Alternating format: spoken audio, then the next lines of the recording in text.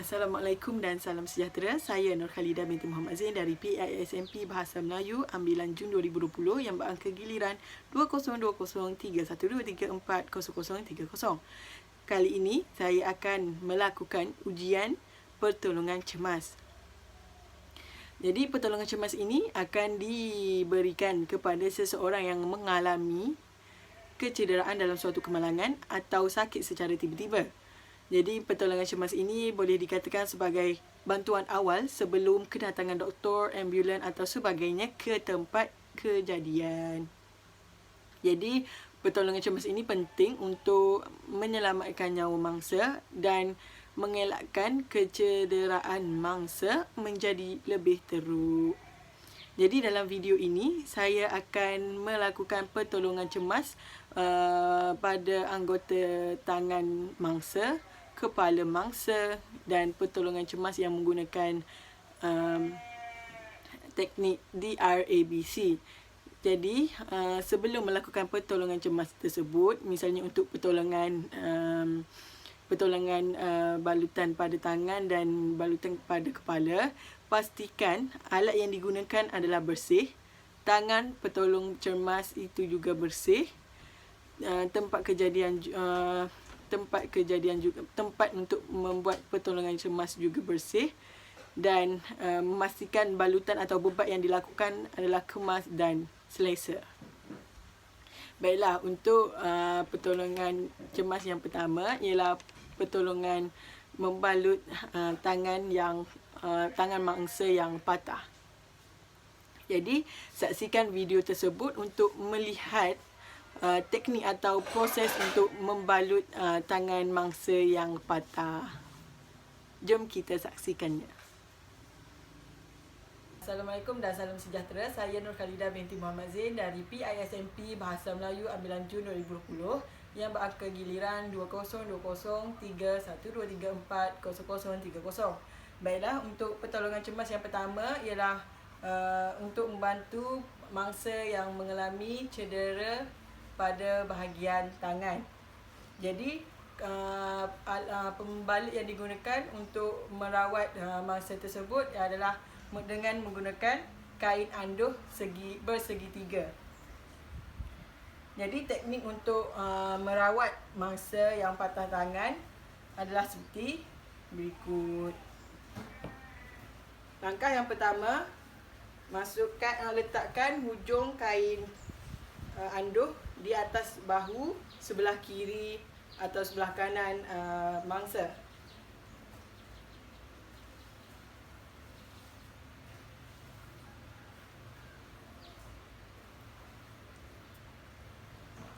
Pastikan bucu kain anduh berada sama dengan siku mangsa. Seterusnya, ambil hujung kain yang lain dan letak di atas bahu mangsa.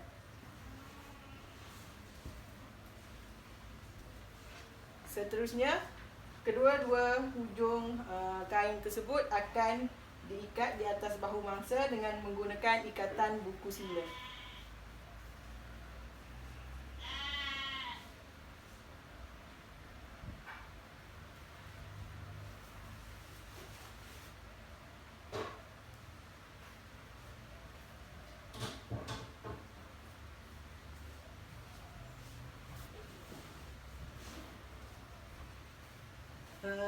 Lebihan kain pada siku mangsa boleh dilipat atau dipin dan letakkannya di dalam lipatan yang telah dibuat.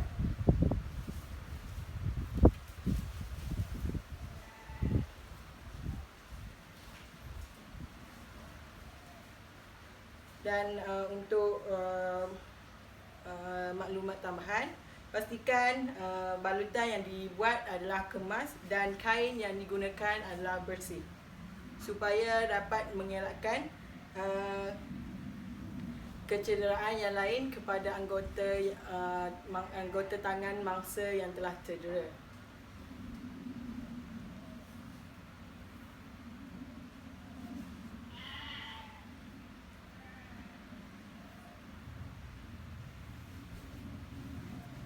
Baiklah, pertolongan cemas yang kedua ialah pertolongan bagi membantu mangsa yang mengalami luka pada bahagian kepala. Jadi langkah untuk merawat mangsa yang cedera pada bahagian kepala ialah dengan menggunakan kain anduh yang bersegitiga ini.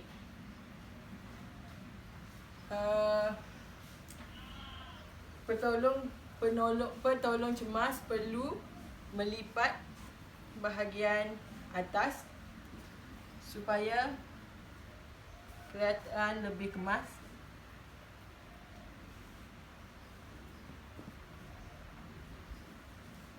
Seterusnya, letakkan kain anduh di atas kepala mangsa.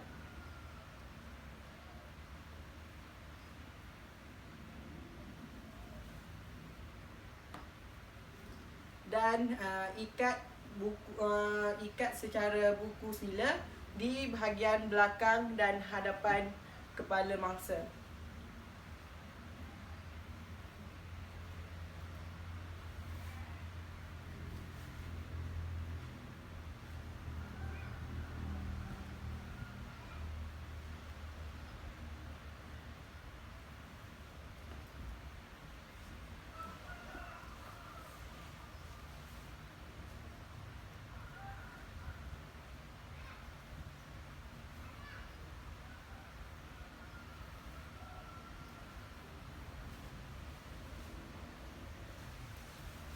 Pastikan ikatan tersebut diikat secara kemas dan kuat, dan lebihan kain boleh diselit di celahan lipatan.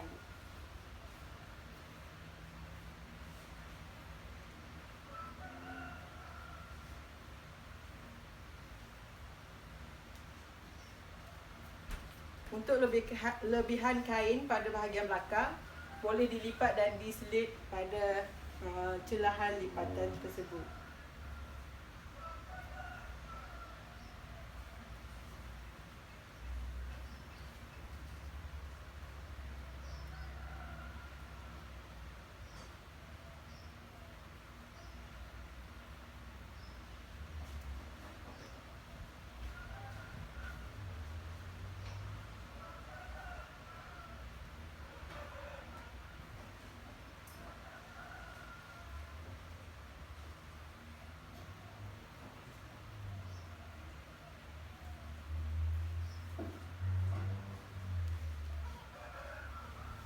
Jadi beginilah untuk balutan kain anduh pada kepala mangsa.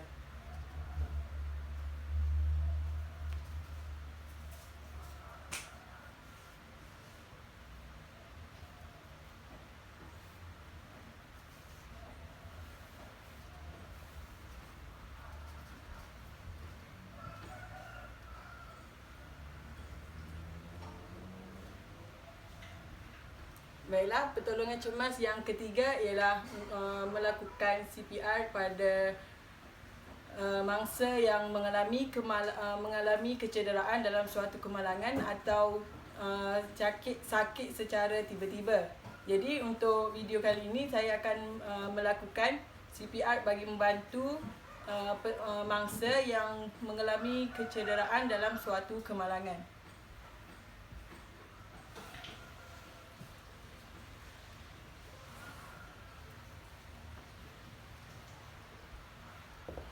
Untuk mengenal pasti dan membantu mangsa yang berada dalam keadaan sebegini, teknik yang digunakan untuk merawat mangsa tersebut ialah menggunakan teknik DRABC, iaitu Dr. ABC, di mana D merupakan danger, iaitu petolong cemas perlu melihat kawasan sekeliling sama ada berbahaya atau selamat.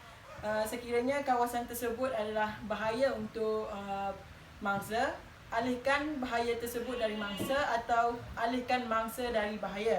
Jadi di sini petolong cemas perlu memastikan semua kawasan yang di sini petolong cemas perlu memastikan kawasan yang akan digunakan untuk memberi bantuan tersebut adalah selamat. Untuk yang peringkat yang kedua ialah R, iaitu respon atau tindak balas mangsa terhadap rangsangan yang diberikan. Jadi di sini petolong cemas boleh memanggil atau mengejutkan mangsa tersebut untuk melihat tindak balas dari pesakit. Sekiranya tiada tindak balas dari pesakit, petolong cemas boleh meminta bantuan dari ambulans. Cik? Cik okey? Cik? Okey, sekiranya mangsa tidak memberi tindak balas, jadi petolong cemas perlu meminta bantuan dari ambulans. Untuk peringkat yang ketiga ialah A. A iaitu airway, iaitu saluran udara. Di sini petolong cemas perlu memastikan saluran udara mangsa berada dalam keadaan yang baik, seperti membuang sebarang anasir yang berada dalam saluran pernafasan mangsa. Contohnya,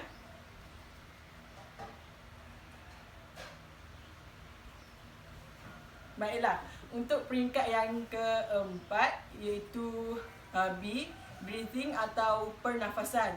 Di sini petolong cemas boleh menggunakan teknik 3M, iaitu melihat, merasa dan mendengar. Jadi untuk teknik melihat adalah untuk melihat pergerakan naik turun dada pesakit, dan untuk mendengar dan merasa adalah untuk letakkan telinga pada bahagian pada bahagian hidung mangsa seperti berikut. Okey, itu untuk peringkat breathing. Untuk peringkat yang terakhir iaitu C, circulation. Pada peringkat ini, petolong cemas perlu memeriksa kadar nadi mangsa, iaitu dengan meletakkan 2 jari di bahagian trachea mangsa. Contohnya seperti berikut.